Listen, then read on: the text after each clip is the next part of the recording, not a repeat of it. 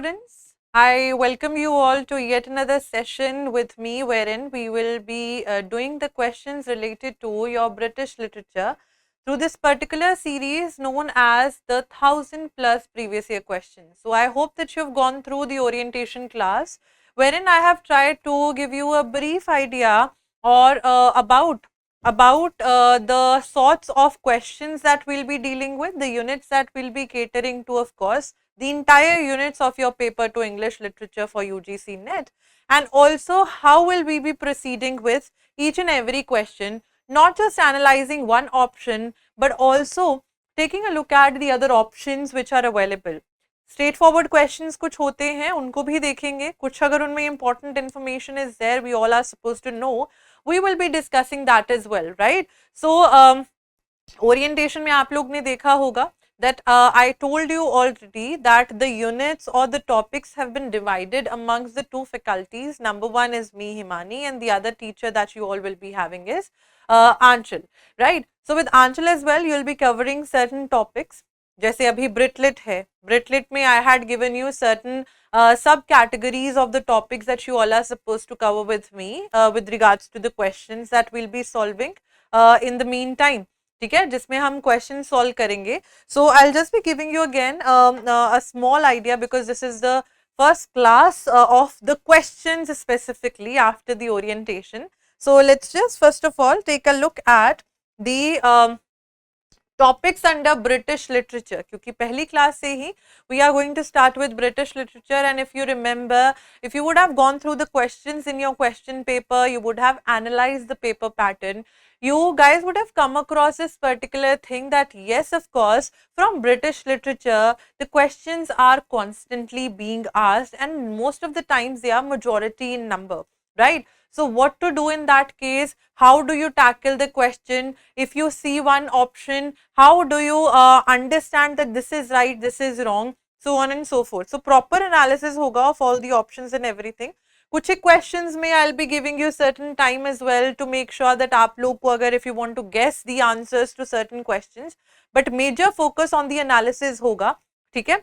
So first of all, let's just quickly note down under Brit-Lit.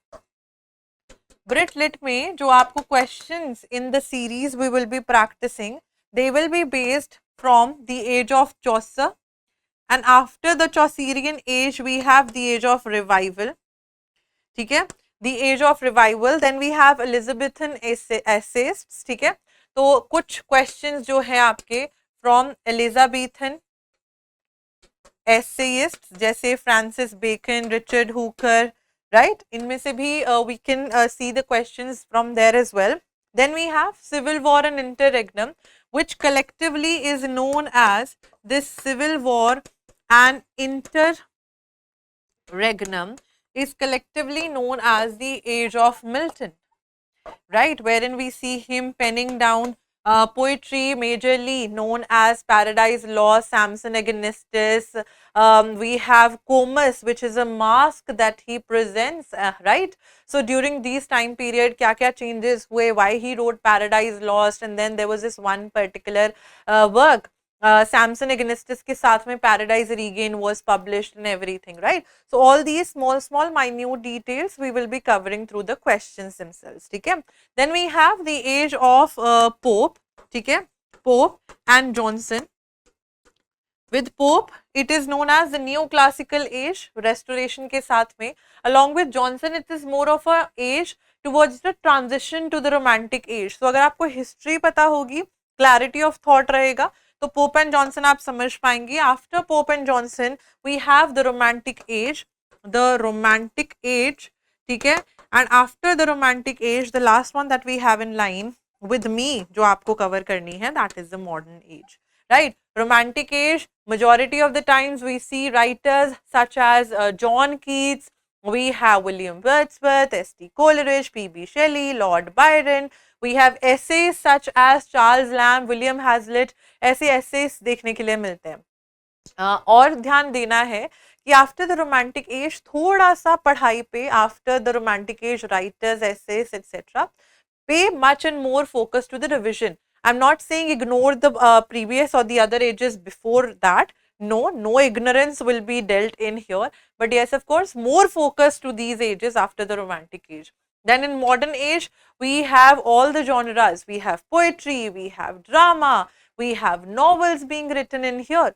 Poetry में अगर हम देखते हैं, we have T.S. Eliot, we have Ezra Pound who are penning down poetry, W.B. Yeats, because modern age becomes such an age wherein we get to see अगर हम थोड़ा थोड़ा सबकी एज के बारे में एक बार बात कर लेते हैं, तो चौसर की as was such an age wherein we get to see that lots and lots of things were happening, because he is known as the father of English poetry, right? Why is he known as? Because he standardized the English that we speak today.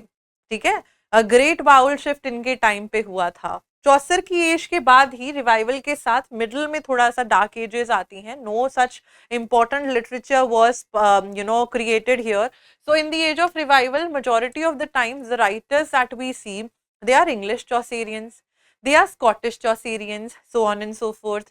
Okay? So English Chaucerians, they are imitating Chaucer like anything. The Scottish Chaucerians were the ones who were imitating Chaucer, of course, in the styles and everything, but they were giving the Scottish folklore and legends wala touch. We also see during the time of Chaucer and the revival tak aate aate, Sir John Wycliffe जो है, he publishes his particular, he translates the Latin Bible for the common people who were speaking English. Then Elizabethan essays में Bacon आ जाते हैं, हमारे Hooker आ जाते हैं. Civil War interregnum I already told you. Pope and Johnson के time पे majority of the times, please do not forget that when you are preparing for your examination such as NET, pay lots and lots of attention to the unique aspects of a particular age. जैसे कि in the age of Pope and Johnson, we get to see periodicals were blooming, right? We have Tatler, we have Spectator, we have Guardian, we have Review by Daniel Defoe. Chronology of these periodicals really important. ठीक है? And transition age होती है romantic की, I have told you already. In romantic age, we have writers who are much and more focused, because in age of Pope and Johnson, lots and lots of pretentiousness was there, right? So people were now moving away from the pretentiousness. Hence pope के बाद Johnson आए. Johnson ने English language की dictionary लिखी है, प्रेफिस to Shakespeare लिखा है, important चीजें, right. We also get to see not only that he was one such person during his time period. His time period is known as the transitional phase. Why transitional phase? Because we are seeing that from pretentiousness to commonality of life, people are moving forward with the romantic age, right? They are much and more inclined towards the nature, the natural love in the beauty and the scenic and the natural beauty, the language of the common men, right, वो important हो जाती है जो Wordsworth बोलते हैं. Then modern age में, because इनके बीच में विक्टोरियन एज आती है which you are suppose to cover with Aanchal. Victorian age में थोड़ी रिस्ट्रिक्शंस आर देयर, ठीक है. And then we move to modern age. Now modern age what happens is that World War I happens, and with that World War I, people's hopes are shattered like anything. They are like कि क्या हो क्या रहा है ये, lamentation वाले phase में आ जाते हैं. They are much and more we can say so sad, hopeless से हो जाते हैं, that why the countries are fighting with one another, so on and so forth in the modern age. So इस time पे we see drama, ठीक है, हम drama देखते हैं ब्लॉसम होता हुआ. We also see in the modern age with writers or the playwrights such as W.B. Yeats, Lady Gregory, J.M. Synge, that these three people along with Edward Martin, ये एक theatre establish करते हैं Dublin में, Dublin Ireland में. And with that theatre what they want was that they wanted to go back to their Irish roots. जो लोग भूल रहे थे ना अपनी सभ्यता को, अपनी आयरिश कल्चर को, people were forgetting. These people wanted to bring that up and back again. So in their works we get to see that Sailing to Byzantium is a piece of poetry written by W.B. Yeats. Byzantium is written by him. Second Coming, Easter 1916. ये सारी poems जो है, poems as a genre are blooming. W.B. Yeats के कुशुलेन करके drama है वो भी लिखते हैं. J.M. Synge, we get to see him writing plays such as Riders to the Sea, The Edre of the Sorrows. We also see the Playboy of the Western world, which caused certain sorts of riots, क्योंकि उनमें क्या हो गया था, कि लोगों को लग रहा था कि आयरिश लोगों की इमेज खराब की जा रही है. सो बहुत सारी चीजें हैं. We see Virginia Woolf not just writing novel such as Mrs Dalloway, To the Lighthouse, Jacob's Room, but we also get to see that she is trying to present us non-fictional aspects of life as well, wherein she is trying her level best to speak for the women, to bloom or cater to an age which was to change how women were viewed in the society. She writes an essay known as A Room of One's Own. ठीक है, तो ये थोड़ा सा आपको outline देना मेरे तरफ से. I thought that it was necessary. Also in the modern age psychoanalytic theory जो थी, या साइको एनालिसिस इज जो particular way to handle people and their mental distress, वो इमर्ज हो गया था with Freud, Sigmund Freud penning down the interpretation of dreams 1900 में. तो उससे क्या हो गया, लोगों को अब ईडिपस कॉम्प्लेक्स के बारे में पता चलने लग गया. ईडिपस कॉम्प्लेक्स के बारे में पता चला and then it was penned down by who, none other than D.H. Lawrence in his work Sons and Lovers, right? So ये सारी ages जो हैं, they are blooming and coming to or transitioning to a new age because they are fed up of what was there in the previous age. So they want to bring something new, and this new is also coming because of the fact that the society in itself is also changing, right? तो यहाँ पे अब हमारे पास steam engine वगैरह आ गए थे. Romantic as के बाद से इंडस्ट्रियलाइजेशन शुरू हो गई थी. रोमांटिक एज के पास से precursor of romanticism mister William Blake, we get to see songs of innocence, songs of experience, the chimney sweeper. ठीक है, ये सारी पोएट्रीज में we get to see the little black boy, right? So read these poems to get an idea and understanding, especially when you're reading a piece of poetry, चाहे ये इसकी किसी की भी है, especially pay heed to the opening lines and the closing lines as well, right? So I hope this much overview was clear with you all. Now we will be beginning with the questions related to your British literature. The first question that I have for you all here is that the love song of J. Alfred Prufrock names the following figures. This was asked in your June 2024 ka exam. What do you think is mentioned up in here in J. Alfred Prufrock, the love song of J. Alfred Prufrock? What should be the right answer though?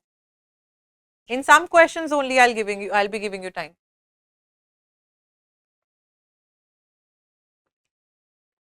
Because this has much to do with analysis of the questions, right? The right answer to first question is Michelangelo के बारे में बात होती है and Hamlet के बारे में बात होती है, which makes it option B as the correct answer to question number 1 that we have. Option B is the correct answer. Now these three figures, they are not of course mentioned. Walt Whitman, an American writer who wrote about the America, democracy, homosexual थे ये, ठीक है. Valerie Elliott, Ezra pound का इल मिगलियर फैब्रो जो है, that is one such thing which Eliot tries to dedicate to Pound, right, in his work, but not in here. अगर हम देखते हैं, if we try to go in greater detail about the love song of J. Alfred Prufrock, अगर हम बात करते हैं, first of all, it becomes really important for all of us to understand that the name of the writer has not been given here. So who is the writer? The writer of this particular poem is Mr. T.S. Eliot. T.S. Eliot, जिनको British citizenship etc., we see that thing happening here, right? So he was one such person who was also looking at the mood. This poem was written during the modern age because he was a modern writer, and in the modern age he is referring back to Michel Anglo, he is referring back to Shakespeare's Hamlet, right? So I'll just be uttering down certain lines after we are done. So this poem was penned down in the year 1915 में. ये pome जो थी ये pen down करी गई थी, right?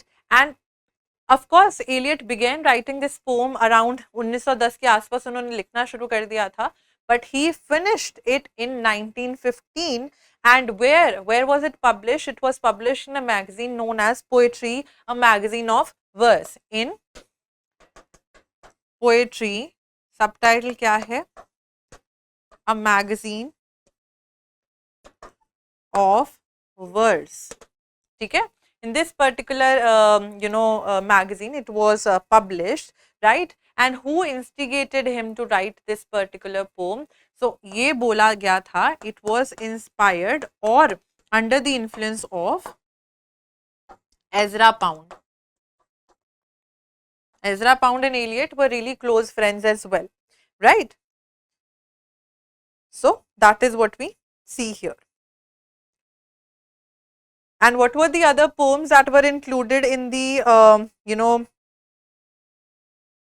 this particular ये जून 2015 जून 1915 में it was published in Poetry, a magazine of verse. Then later on it was introduced, इनकी और भी poems थी which were introduced of course in the other upcoming collections as well, right? So it was published in the first volume, what volume? Prufrock and Other Observations, ठीक है? तो डोरा Marsden ने जब अपनी मैगजीन एक ईगोइस्ट निकाली थी, let's just note down other details related to this particular thing. First of all, जब हम डोरा मार्सडन, दिस वन, ये जून 1915 में ऐसे हुआ था. देन केम आर नेक्स्ट वो, दैट वाज इन जून 1917, दोबारा पब्लिश हुई थी इन जून 1917. It was published in the magazine, published in The Egoist. We will be discussing about the magazine The Egoist. The Egoist was a magazine जिनको found किसने करा था? डोरा Marsden ने. फाउंडर कौन थी?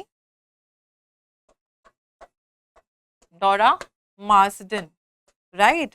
And with this particular, in this particular magazine, जब ये publish हुई थी in The Egoist, it was given another name, Prufrock, and इसमें 12 poems were there, and it was given the name Prufrock and Other Observations. So 12 poems were there, titled, collection को title क्या दिया गया? Collection was titled as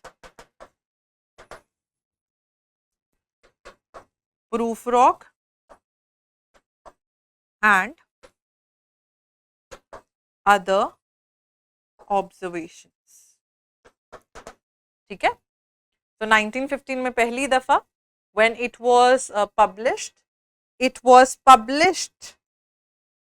in Poetry, a magazine of verse. Then 2 साल बाद जो है डोरा Marsden के ईगोइस्ट वाले उसमें जो थी, it was published. ठीक है? Then we move forward. Then so B and D is the right answer. I'll just be telling you the lines related to Michel Anglo की बात क्यों करते हैं ये. Line की reference I'm giving you. In the room the women come and go, talking of Michel Anglo, right? So basically he is trying to talk about the artistic atmosphere जिसमें speaker अपने आप को खुद पा रहा है in that particular atmosphere. That's why the reference to Michel Anglo, right? So during the Renaissance time period, Michel Anglo was considered a pinnacle of the Renaissance spirit because of the sorts of artistry जो वो कर रहे थे, ठीक है? और उसको contrast किया जा रहा है with Prufrock's feelings of inadequacy and self doubt. So one person who had, यानी कि वो कह रहे हैं कि women आ रही हैं जा रही हैं, they are talking about Michel Anglo and I am nothing. I don't feel like I am good enough. So वो प्रूफरॉक अपनी इमेज को कॉन्ट्रास्ट कर रहे हैं with the image of Michel Anglo, to whom women are still attracted. Then we see the reference to Hamlet. So line reference I'll just be reading. No, I am not Prince Hamlet, nor was meant to be.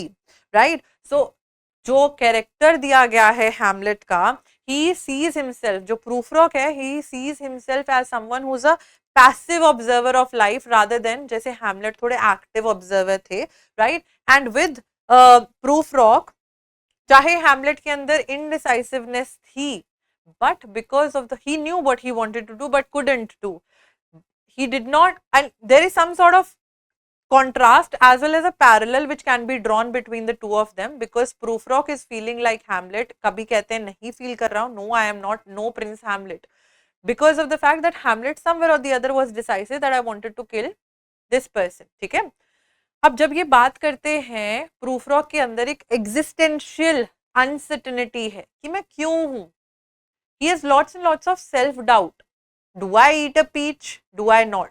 Right? So eat a peach. Should I get married? Should I not get married? Right? So that is what we see. Let us go then, you and I. These are the opening lines na, of Love Song of J. Alfred Prufrock. So opening closing lines jo hai, do it in your homework as well with regards to each and every question that we have. Okay?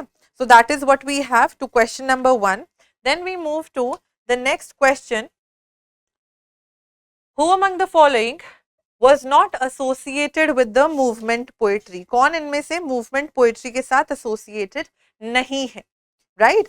So what was movement poetry? First of all, movement जो थी, as in the movement was coined by a term coined in 1954. अगर हम अकेली movement की बात करते हैं, ठीक है, ये 1954 में it was a term which was coined by, note down please, coined by J.B. Scott. ठीक है, और who were these people? These were a group of poets. तभी तो movement poetry, right? A group of poets. कौन कौन include थे इसमें? Philip Larkin was there, Kingsley Amis was there, right? Donald Davy,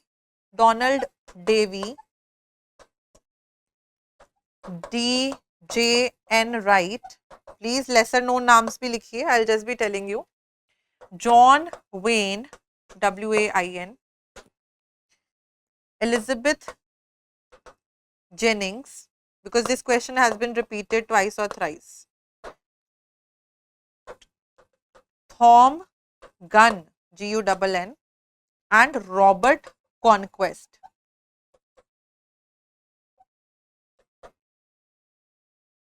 ठीक है, so these three are associated with the movement poetry.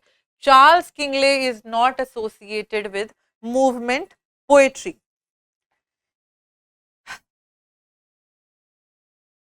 So 1950s में अगर हम बात करते हैं, this movement bloomed around 1950s in England. And what were these people trying to do? What was movement poetry all about?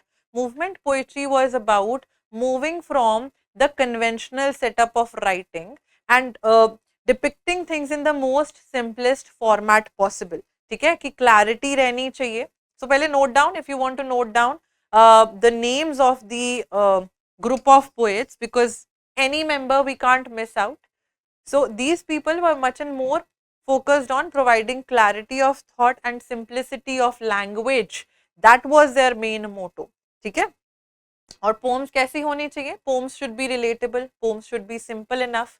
ठीक है, so let's note down, according to them, poems should be relatable and in some sort of a simple language.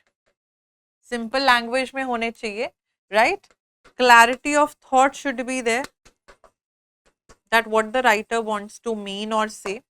Clarity of thought should be there, right? And they reacted against the modernist technique, because in modernism, if you guys would have done modernism in your own senses or through the classes that we have had, right, in the main classes, so modernism में we get to see lots and lots of movements. Cubism देखते हैं, imagism देखते हैं, symbolism देखते हैं, futurism देखते हैं. So these are the movements which are going beyond what we already know. तो modernist या modern art किसको कहते हैं? यहाँ पे मैं अभी 5 dots लगा दूँ, artists will think that it is modern art, it is trying to signify something. So modernists were the ones who were moving away from the conventional setup and bringing certain sorts of expressions and techniques. जैसे modern age में आपको stream of consciousness देखने के लिए मिलेगा in the literary sphere, जिसका usage कौन करती हैं? वर्जीनिया वुल्फ करती हैं, जेम्स जॉयस करते हैं. But other people, they are moving beyond that. These people, these movement poets, they are saying no, we don't want to. These are the ones who are reacting against the modernist techniques. They want things to be as simple as possible. ठीक है? So everyday themes they chose to write simply. This was what modernist techniques against then they were going. This was all and all about the movement poets and movement poetry. So you can note down again if you have missed who coined the term. That is also important. The movement has been coined as a term in 1954 by J.D. Scott. And the poets ki list: Larkin, Kingsley Amis, Donald Davy, D.J. Enright, John Wayne, Elizabeth Jennings, Tom Gunn and Robert Conquest. Right? Note down. Moving on to the next question that we have here is related to chronology of the important works, right? So you are supposed to deal with the names. Now whenever you are tackling any question for that matter, सिर्फ और सिर्फ उनकी chronology में writer का नाम या date important नहीं होती, writer का नाम भी important होता है. What happens sometimes is that at some point of time you can also locate through which writer belonged to which age portrays certain aspects of this particular writer's writings, right? So let's just try to take a look at the options here. We have Vicar of Wakefield, Life of Johnson, Johnson's Dictionary, Lives of the Poets, the Life of Nelson. So let's just try to note down the years first of all, and then we'll try to figure out the answer. The Vicar of Wakefield was written first of all, ये कब लिखी गई थी? It was written in the year 1766 by Oliver Goldsmith. एक question को deal करना है तो make sure that you are tackling other options as well. Life of Johnson, who was Johnson का biographer? Sir James Boswell, 1791. James Boswell was the biographer of Samuel Johnson. Johnson's Dictionary, of course, written by Samuel Johnson in the year 1755. Non-fictional में आपका ये आ जाता है. Samuel Johnson. Then we have Lives of the Poets, again by Samuel Johnson, but in the year 1779 to 81.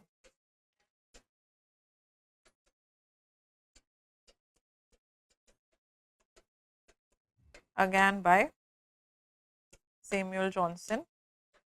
And the last one being The Life of Nelson, which was written in the year 1813 by Robert Southey. 1813 by Robert Southey, which makes it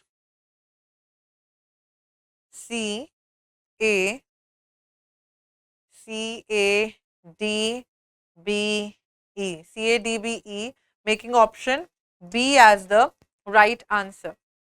तो चाहे हम विकार of Wakefield की बात करें, life of Johnson, this was the biography of Samuel Johnson penned down by Sir James Boswell. And when we also try to see the other one, Johnson's Dictionary, this was the first dictionary written in the English language. And Johnson ने ये claim किया था that he took so long, I think he took 8 years approximately to write this particular dictionary.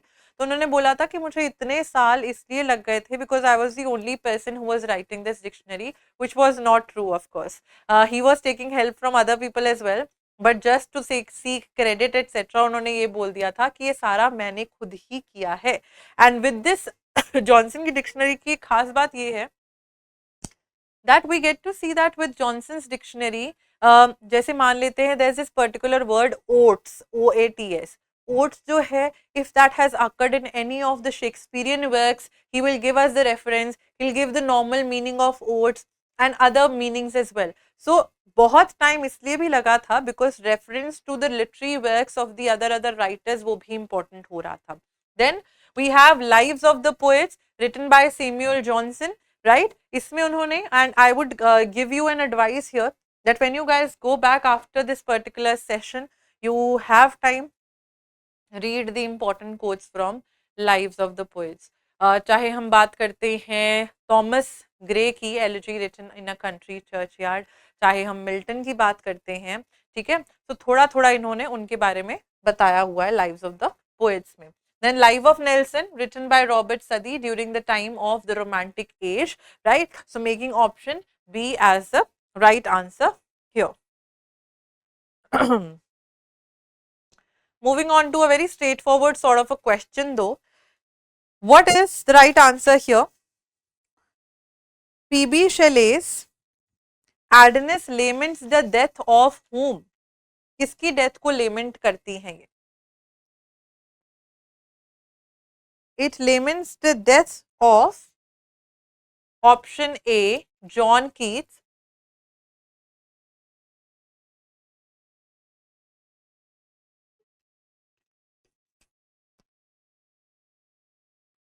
Right?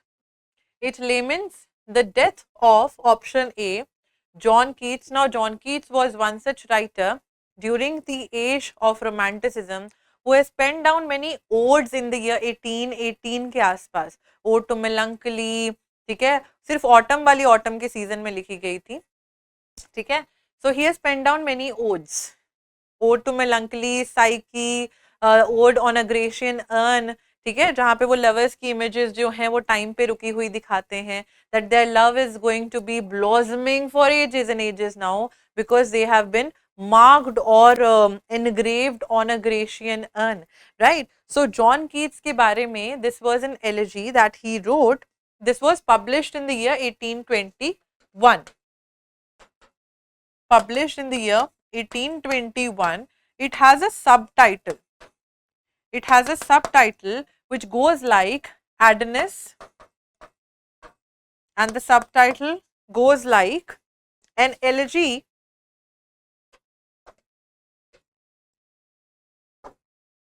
on the death of John Keats.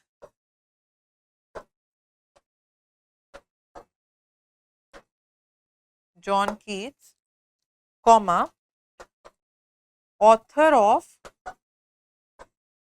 Endymion. This was a poem written by Keats, Hyperion,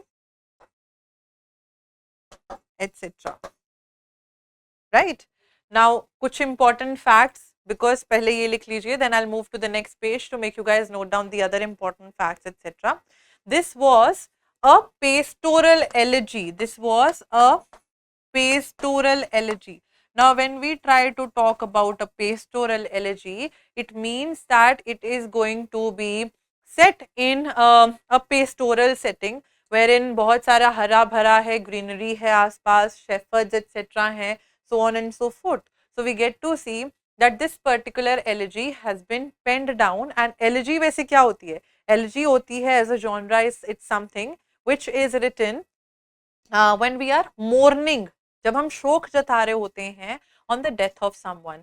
So he has given it the setting of a pastoral elegy, right? Moving forward with that. So also we get to see that Adonis जो थी, इनको refer करी गई थी, Keats के बारे में लिखी गई. Keats died at a very young age, and along with that, I want to bring one thing into your notice because of the fact that this particular writer, female writer or a poet in the age similar to that of Keats, she also passed away really early, and that's why she was known as the Indian Keats. Who am I talking about? She was known as the Indian Keats बोला गया था इन्हें. किसके बारे में मैं बात कर रही हूँ? I am talking about तोरू दत्त. तोरू दत्त के बारे में I am trying to talk about. Our Casuarina tree, जो आप Indian literature में you guys read the poem and everything, right? So उनको Indian Keats because of the fact that she also died at a very young age. That's why a comparison was drawn between them. Now also coming to the form of this particular poetry, Adonis की अगर हम बात करते हैं, how many parts are there? 55 Spenserian stanzas are there. ये कुछ important facts हैं. Spenserian stanzas, what are the rhyme scheme for the Spenserian stanza though? The rhyme scheme is A B A B A B A B B C B C A B A B B C B C C. ठीक है? This is the rhyme scheme of the 55 Spenserian stanzas that we have here. So I'll just be narrating down and इसको उन्होंने खुद अगर हम if we try to talk about P.B. Shelley, right? He called this poem, he regarded Adonis as his least imperfect. The least imperfect Shelley ने बोला था ये about his work Adonis. बहुत कम imperfect है, मतलब it is reaching to the heights of perfection, right? And also he said, Shelley ने एक चीज और कही थी, and I quote because quotes भी आ जाते हैं. It is a highly wrought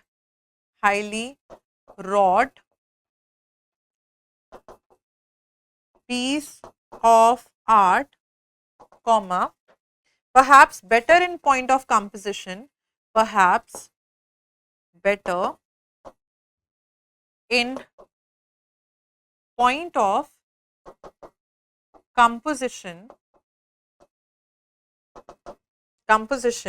than anything I have written. This was in a letter that he was writing down to some of his friends. ठीक है, तो उस लेटर में उन्होंने ये चीज बोली थी, शेले ने about Adonis ही बोली थी. तो we have one quote, he calls it the least imperfect, and this one as well is also by Shelley for writing or penning down Adonis. So he is weeping on the death and he is basically, themes क्या है, loss है, beauty है, immortality of the poet's spirit, who Keats की spirit की immortality के बारे में Shelley is trying to pinpoint, and I'll quote the opening lines here. I weep for Adonis, he is dead. Oh, weep for Adonis, though our tears thaw not the frost which binds so dear a head, and thou, O sad hour, selected from all years. Right? And the closing lines I quote, I am borne darkly, fearfully afar, whilst burning through the inmost wheel of heaven, the soul of Adonis, like a star, beacons from the abode where the eternal art. Basically, in the last closing lines जो इनके stanza में है, वो यही कह रहे हैं that yes, of course, even if Adonis is dead now, his soul, my soul is dark, my soul is so fair, under some sort of fear of something, death या किसी चीज का, but Adonis is now living far away as a star in some eternal sphere, wherein now, because of the poetry that he has penned down, he will be considered immortal amongst the beings, amongst the human beings, क्योंकि उनकी poetry सालों साल तक रहेगी. आज भी हम Keats को पढ़ते हैं, राइट? 1818 की ओड्स वगैरह को उनको, ठीक है? So that is what we have as the answer to question this one of P.B. Shelley's Adonis. Next, which among the following writers once remarked that I awoke one morning and found myself famous? Is it Charles Lamb? Is it P.B. Shelley? Is it Lord Byron? Is it John Keats? Who is the right answer here? The right answer to this question is Lord Byron. Now, when I talk about, first of all, let's just talk about Charles Lamb a bit. Charles Lamb was one such writer during the age of Romanticism, considered to be an essayist. एक essayist माना जाता है इनको, and most of the times if we see, he is associated with penning down tales from Shakespeare. ठीक है, tales from Shakespeare, most important work which was written with Mary Lamb. Mary इनकी sister थी, ठीक है? With Mary Lamb he wrote this particular work. Now why he wrote tales from Shakespeare?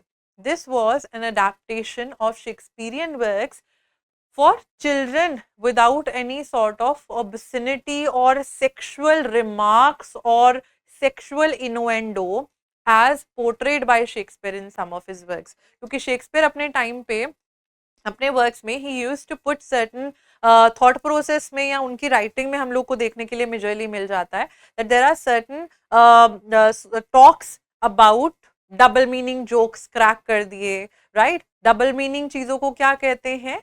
Sexual इनोएंडो, INNUENDO, ठीक है? सो sexual innuendo के through we get to see this particular thing also happening, right?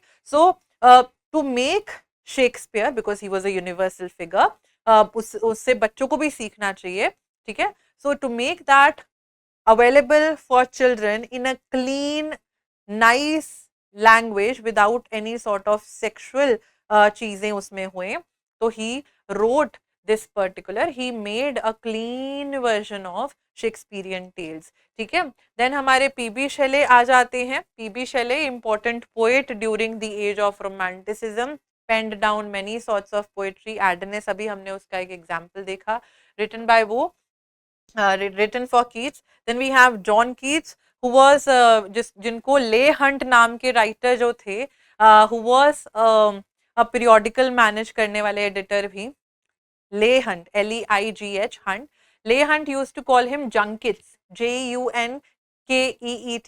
The Junkets was the pronunciation because of the fact that we will be coming to that point, they belong to the Cockney school of poetry. तो John Keats के हमारे पास बहुत सारे poetry हैं. हमने we try to talk about Endymion, a thing of beauty is a joy forever, Hyperion, right?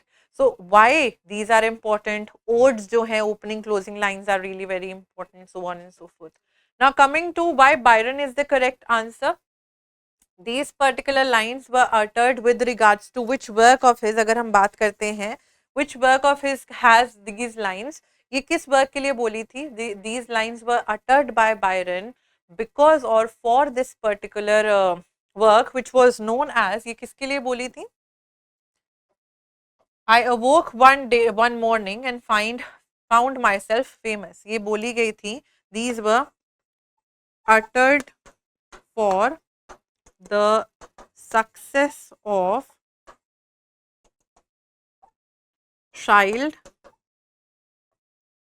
Harold's pilgrimage. Childe Harold's pilgrimage, which was a work which was published between 1812 and 1818. This work was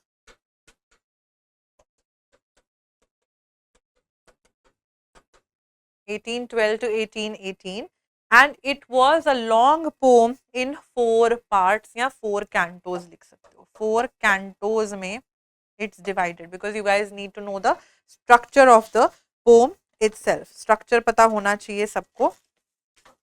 Now when Lord Byron wrote it, Lord Byron, पहले तो ये बता दूं, Lord Byron is associated first of all by giving us certain sorts of heroes which are known as Byronic heroes. Now what are Byronic heroes? Byronic heroes are not the heroes which are villainous या कुछ ऐसे, but these are certain sorts of heroes which lack hero like qualities. तो आपको उनके ऊपर तरस आ जाता है, ठीक है? They are the ones who are not very brave enough, not that much good in everything, but you feel a little sympathetic towards these sorts of heroes, ठीक है? So इसका पहले चाइल्ड हैरल्ड्स पिलग्रिमेज, इसका सब टाइटल क्या था ये भी लिख सकते हो आप. इसका सब टाइटल है अ Roma. Note down please, note down the subtitle as well, right?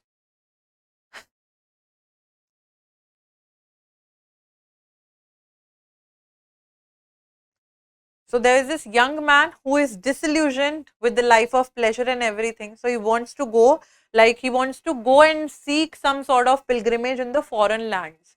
ठीक है? So Napoleonic wars वगैरह हो रही थी. People were fed up of the wars and everything. So they wanted to go and थोड़ा अपने आप को solace देने के लिए. So child क्या होता है? Child means some sort of a knight who is in making. Knight मतलब जो the knights KN वाला, KNIGHT, knights who were सिपाही sort of people for the king, under the king आते थे जो, ठीक है. So yeah, that is what we have here. A young man who is a candidate for knighthood, उनको child बोला जाता है, ठीक है. So that is what we have. Now some important information note down along with here, that there were, if we try to talk about the 4 cantos, canto 1 and 2, they were published in 1812, canto 3 in 1816 and canto 4 in 1818, ठीक है.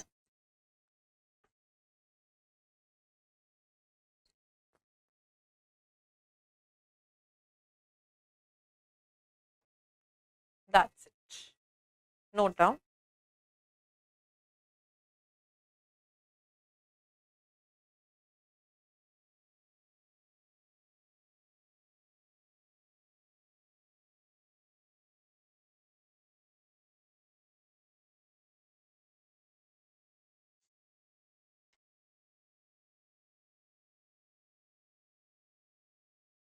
Then we have the next question. Who among the following refers to Byron's works as monstrous combinations of horrors and mockery, lewdness and impiety? The right answer to this question is Robert Southey. Robert Southey इसके बारे में किस particular work में कहते हैं?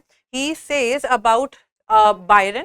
Why? Because Byron के heroes, I told you that Byron's heroes were very dangerous sort of heroes, ठीक है? They were not really to be attracted towards, but they were more like driving sympathy for all of us, from all of us, yet being something which are monstrous. And why monstrous? Let me just give you a brief idea, because Robert Southey was one such person who was still stuck between the old ways of thinking, and romanticism में new sensibilities are popping up and emerging. हमें वो चीज आगे बढ़ती हुई दिखती है आगे, ठीक है. सो रॉबर्ट सदी जो है वो अपने पुराने ट्रेडिशनल, सो इसको आप कह सकते हो कि he was a traditional old school sort of person, ठीक है. वर्सेस अगर हम देखते हैं बायरन, बायरन के अंदर new spreading, new romantic tendencies जो थी वो आ रही थी. This particular line has been penned down by him. किस चीज में बोली है उन्होंने? This has been said in a vision of judgment, ठीक है. ये in a vision of judgment में बोली है, where he calls Byron belonging to what? He calls Byron को कहते हैं कि Byron belongs to, Southey says this, ठीक है. Southey says that Byron belongs to the satanic school. Why the satanic school? Satan जैसी qualities है उनके heroes की. That's why he is saying that, ठीक है. And he says that his works are monstrous combinations of horrors and mockery, lewdness and impiety, because Byron was one such person who left England and never came back because of the fact that इनका इनके बारे में ये चीज as a rumour भी फैल गई थी, that he is one such person who has who is having an incestuous relationship with his own sister, ठीक है. तो दैट्स व्हाई इनको इंग्लैंड छोड़ के जाना पड़ा था, ठीक है. So that is what we have. The other options are not that much to be discussed. Charles Lamb and essays थे. Mary Shelley wrote Frankenstein, majorly Prometheus, ठीक है. The modern Prometheus, Leigh Hunt was belonging to the Cockney school of poetry, wherein he is one such person who was really very इन्होंने अबू बिन आदम नाम की इनकी poetry आपको पढ़नी चाहिए.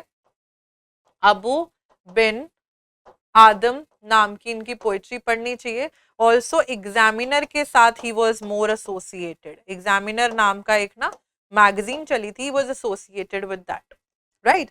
So that's all that we have for the answer to this particular question. Option B is the right answer. Next, which work of John Keats is dedicated to Thomas Chatterton? Which work? Lamia, Endymion, Hyperion, Ode on a Grecian Urn. What do you think is the right answer to this one?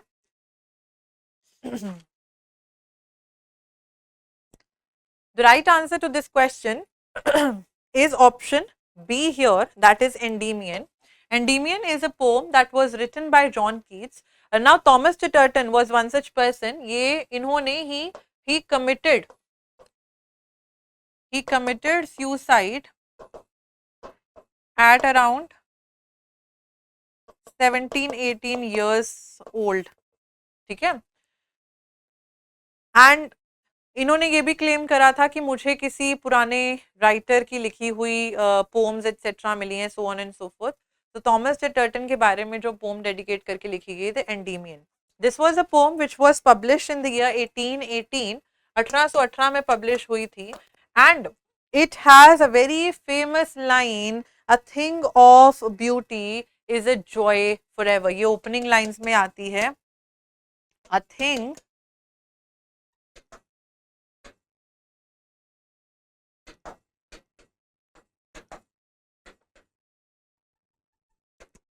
A thing of beauty is a joy forever.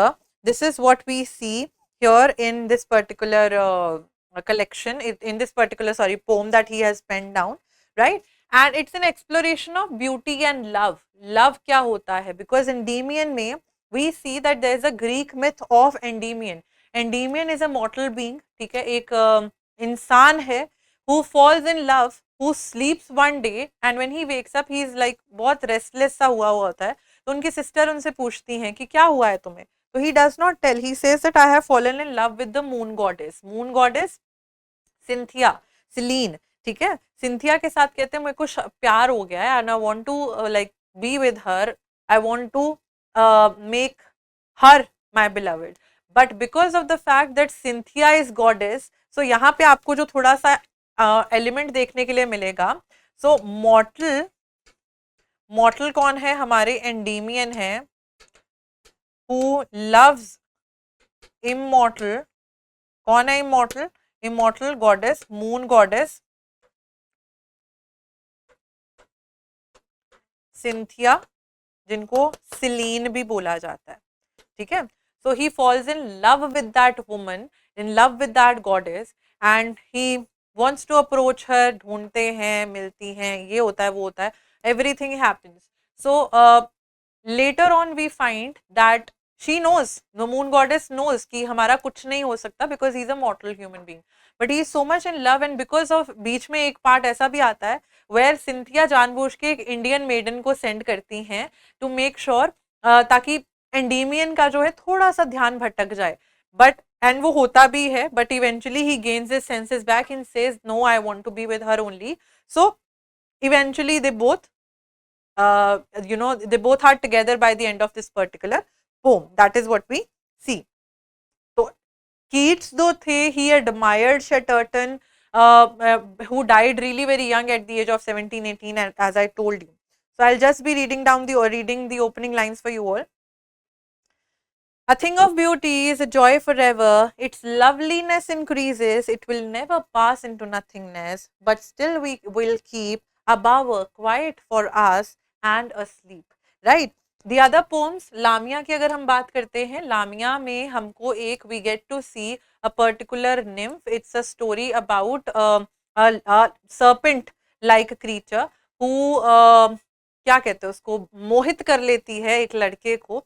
ठीक है, and they both marry and then one of the friends जो है वो बता देते हैं कि no, like she is a shape changing creature, nymph है या शेप चेंजिंग क्रीचर है.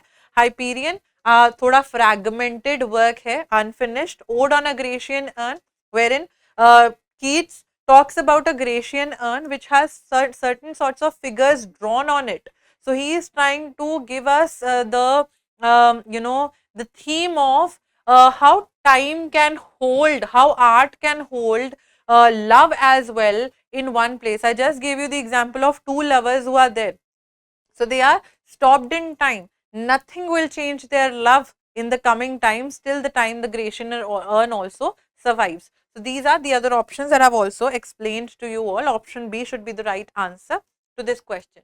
Moving on to the next question, who was not associated with the Cockney school of poetry? The right answer to this question is William Blake. Now, why Cockney school of poetry? First of all, William Blake जो थे, he was a precursor to romantic age. तो वो romanticism में नहीं आते हैं. He is pre-romantic age में आते हैं. Pre-romantic age में हमको वो देखने के लिए मिलते हैं. Right? So, let's move forward.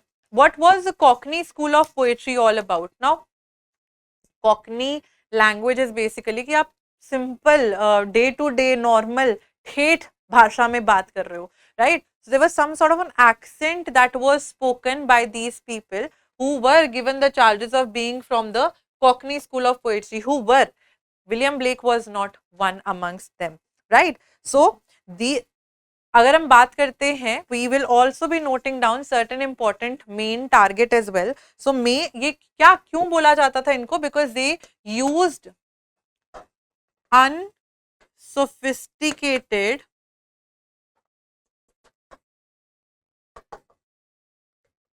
English language use करते थे, अनसोफिस्टिकेटेड इंग्लिश लैंग्वेज यूज करते थे. And this term Cockney school of poetry as a term, it appeared in the, ये बहुत इंपॉर्टेंट पॉइंट है, the Blackwood's magazine, in the Blackwoods magazine in the year 1817, right? And who was the primary target? Leigh Hunt was the primary target along with William Hazlitt. So Leigh Hunt plus William Hazlitt, these two were the main targets along with P.B. Shelley and John Keats as well. तो John Keats को ले Hunt कैसे बुलाते थे? जंकिट्स. तो आप pronounce करके देखो, Junkets Junkets Junkets. So it does not sound like John Keats. So it was unsophisticated English language that they were using that was not liked by the people. So that's why in Blackwoods magazine, कोई एक इंसान ने coin नहीं करी है ये term, but it appears as a term in the year 1817 in the Blackwoods magazine, right? Next up, we move forward. So William Blake associated with writing poetry during the time period of this precursor बोल सकते हैं ना romantic age का. तो इनकी chimney sweeper, songs of innocence, experience, the little black boy, इनके बारे में पढ़िए, इन पोम्स के बारे में पढ़िए. Next up we have who among the following used untranslatabiliness in his famous work? Who used this particular term in his famous work? The right answer to this question is S.T. Coleridge in his work Biographia Literaria. Untranslatableness is one what thing that क्या बात करने की कोशिश कर रहे हैं? It's some sort of a positive quality जो बात कर रहे हैं. We get to see this Biographia Literaria was published in the year 1817. Lyrical Ballads 1798 में आया था. Philip Sidney's Defense of Poetry was written in 1579, published in the year 1595. ठीक है? And then we have Matthew Arnold's Study of Poetry, published in the year 1888. ठीक है? अच्छा, अब आ जाते हैं इसके बारे में जो what I was trying to give you as an idea about what is untranslatableness. Untranslatableness is a positive quality that he is trying to define in Biographia Literaria. So it's आगे लिखते हैं, it's some sort of a positive quality जब language ही ऐसी use की गई होती है where the work is written in such a beautiful manner that you are unable to give or do justice by translating it. आप उसको translate ही नहीं कर सकते हो, इतना अच्छा वर्क लिखा हुआ है. So it's a positive thing. The difficulty to translate, positive quality है, the difficulty to translate any text etc. without text or expression without losing its meaning. That is untranslatableness for all of you. Now this one was published in 1817. ये चीज इसके साथ लिख लीजिएगा. It was published in 2 volumes. Something extra information with you all should also be staying here. ठीक है? Should also be staying here. Alright? And इसका working title जब लिख रहे थे तब ये टाइटल सोचा था उन्होंने, Autobiographia Literaria, but later on title change कर दिया गया था. This was the working title of Biographia Literaria. ठीक है. And also in chapter 14 we get to see the introduction to the concept of the willing suspension of disbelief. He also in this particular work, Biographia Literaria में, he also coins or talks about fancy and imagination. All right. That's it. Willing suspension of disbelief क्या होता है? You know that what you're watching is something which you should not be believing. South Indian movies में actor आके train को ऐसे रोक रहा है, 2 ट्रेन्स को खड़ा होके बीच में. So you know that you won't be literally in real life you won't be believing on to that, but you're willingly suspending that disbelief कि हाँ just for the sake of entertainment I'm watching it. तो मेरे को willingly suspend करना पड़ेगा कि अच्छा ये कर रहा है, so that I can gain some sort of entertainment from there. ठीक है, वो poetry के context में he is using that, right? Next up, next question that we have here is identify the author who stated the following lines. There is first the literature of knowledge and secondly the literature of power. The function of first is to teach, the function of literature of knowledge is to teach, the function of the second, literature of power, is to move. The first is a rudder, the second oar or sail. The right answer is option B here. Thomas D. Quincy के द्वारा लिखा गया जो है ये work है, right? These lines have been penned down by Thomas D. Quincy, and where has he penned down these lines? That becomes something really important. ठीक है? In an essay, title क्या था essay का? The literature of knowledge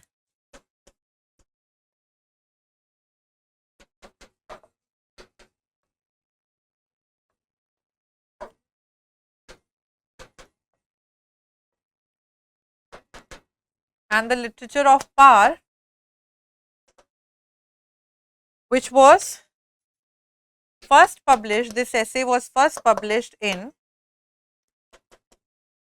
the North British Review in the year 1848 as a part of a critical essay on Alexander Pope. ठीक है? So literature of power, literature of knowledge.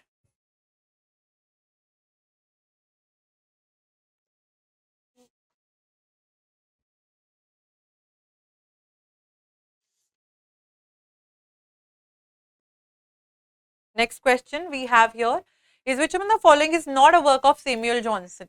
The right answer to this question is the Journal of Stella or the Journal to Stella, right? This was not a work by Samuel Johnson but rather by Jonathan Swift. ठीक है, तो Jonathan Swift ने, this was a collection of letters, the Rambler, Idler, these are the 2 periodicals by Johnson. ठीक है, Samuel Johnson द्वारा लिखे गए ये 2 periodicals हैं.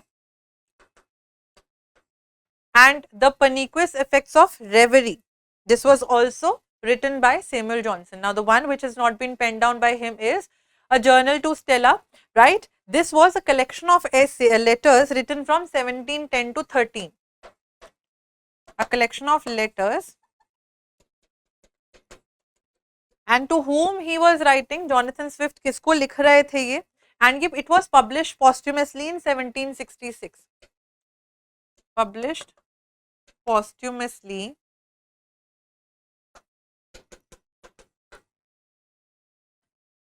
These essays were being written to Esther Johnson, ठीक है, to Esther Johnson and her companion Rebecca Dingley, ठीक है. So ये Jonathan Swift ने लिखे हैं to Esther Johnson and Rebecca Dingley, ठीक है. That's it. The pernicious effects of reverie talks about the negative effects of daydreaming. The negative effects of daydreaming. Right? Next question. Who among the following observed that nothing can please many and please long but representations of general nature? Who has said this particular line? These lines have been uttered by Samuel Johnson in his work Preface to Shakespeare.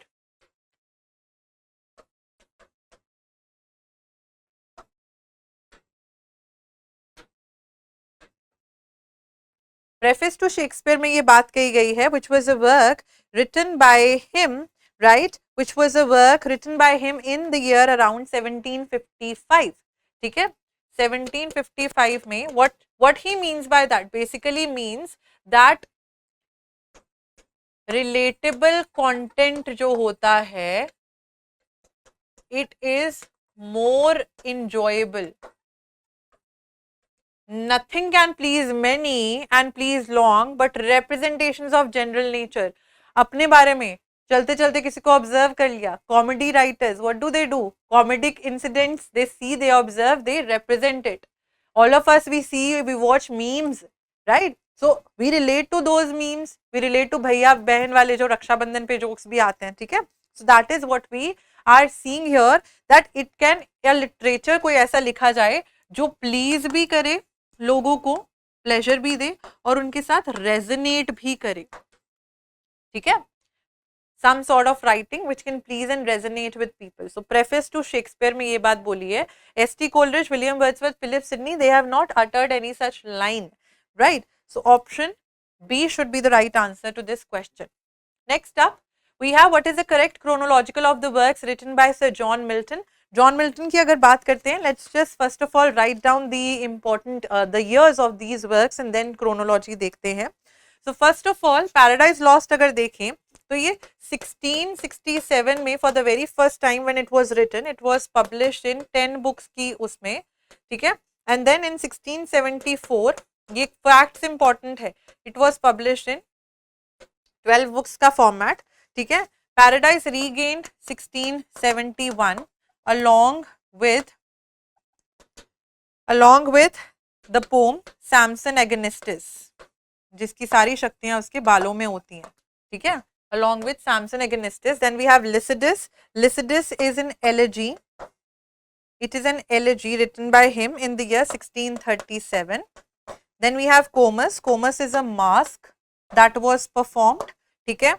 It was written in the year 1634. And then La Allegro के साथ एक और poem, companion poem चली थी, which was known by the name Il Penseroso, ठीक है. Il Penseroso 1633. These were companion poems.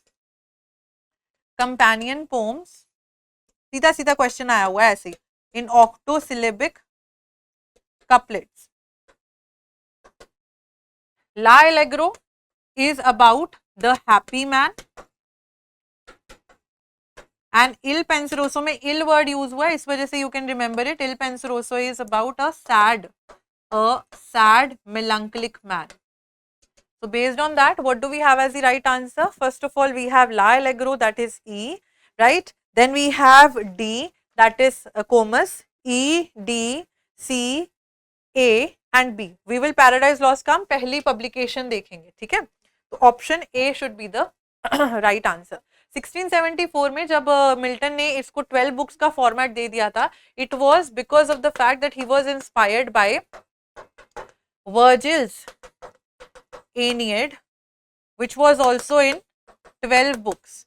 That's why he also changed the format of the books from 10 to 12 in the year 1674. So option A should be the right answer. Next question, which among the following does not fall under the category of morality plays? The right answer to this question is option D, The City Heiress. The City Heiress is not a play which tries to talk about something which is morality plays. क्या होते थे? First of all, let's talk about morality plays. Morality plays were the ones which featured vices and virtues of human beings and how one has to work through these morals and everything.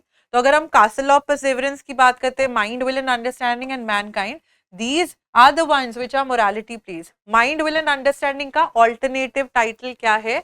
Alternative title है Wisdom. ठीक है? This is the alternative title of this particular play. Now these three plays, when they were penned down, बच्चे, when they were penned down, they were in different time periods में लिखे गए थे. Sorry, morality plays 14-15 century के आसपास लिखे जा रहे थे. Morality plays, saints plays, miracle plays जिनको हम बोलते हैं, अलग अलग उनके फीचर्स होते थे. मोरालिटी के आई टोल्ड यू, सेंट्स में मिरेकल्स के सेंट्स या उनकी डेथ के ऊपर लिखा हुआ हमको देखने के लिए मिल जाता था. Mystery place talked about the mysterious aspects, Bible के बारे में ज्यादा स्टोरीज होती थी उसमें. ठीक है. अच्छा, ये तीनों जो हैं, all three are collectively known as the macro plays. The macro, MACRO, macro plays. अच्छा, बात आती है the city Heres. City Heres किसने लिखा है? City Heres is a play which has been penned down by Ephra Ben in the year 1682. ये restoration, it's a restoration comedy 1682 में by Ephra Ben. ठीक है, एफ्रा बेन ने ये लिखी थी कॉमेडी, एंड इट मॉक्स और it tries to talk about, it's a social, it's restoration comedy में सोसाइटी के बारे में हमें पता चलता था, तो it was a social commentary. ठीक है, social critic. Next question that we have here is related to which of the following is true about Tennessee Williams, a streetcar named Desire? The right answer to this question is option B, 1 and 3. It is set in New Orleans. Yes. It ends with Blanche defeats and departure. Blanche की defeat and departure to a mental institution. ठीक है. But protagonist Mississippi landowner है नहीं. She belongs to a family which was once rich और अब rich नहीं रही है. Fortune lost हो गया है. Tom Wingfield is the narrator. No, Tom Wingfield is the narrator in The Glass Menagerie. The Glass Menagerie में है rather than in A Streetcar Named Desire. So this is also wrong. This is also wrong. Laura and Stella are cousins. No, they are sisters. So it's also wrong, making option B as the right answer. Next question. A Room of One's Own is a feminist essay about women's education, exclusion and writing by Virginia Woolf. Yes, of course, this is an essay penned down by Virginia Woolf. ये essay है Virginia Woolf द्वारा लिखा गया. Second statement कह रही है, Other Worlds is a collection of essay written by Edward Said on contemporary ideas such as psychoanalysis and social theory. No, it is not an essay written by Edward Said, but rather we have two essays by different writers with somewhere or the other similar names. Note down the names. In Other Worlds, Essays in Cultural Politics, Essays in Cultural Politics 1987 by Gayatri Spivak. And the second one, In Other Worlds, subtitle is SF, Science Fiction and Human Imagination, in the year 2011 by Margaret Atwood. Margaret Atwood. Note down please.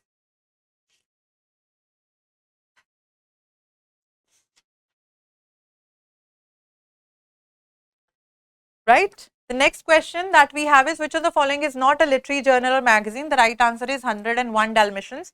It is not a magazine, it was made into a movie. but it was first of all a novel in the year 1956. It was a novel by Dodie Smith about the kidnapping of 100 puppies. ठीक है. The Egoist modernist magazine थी, by Dora Marsden. ठीक है, इन्होंने found करी थी, and it ran from 1914 to 1919. Then the Criterion, T.S. Eliot ने found करी थी. ठीक है, ran from 1922 to 39. We are running out of time a little bit, that's why I have become a little fast.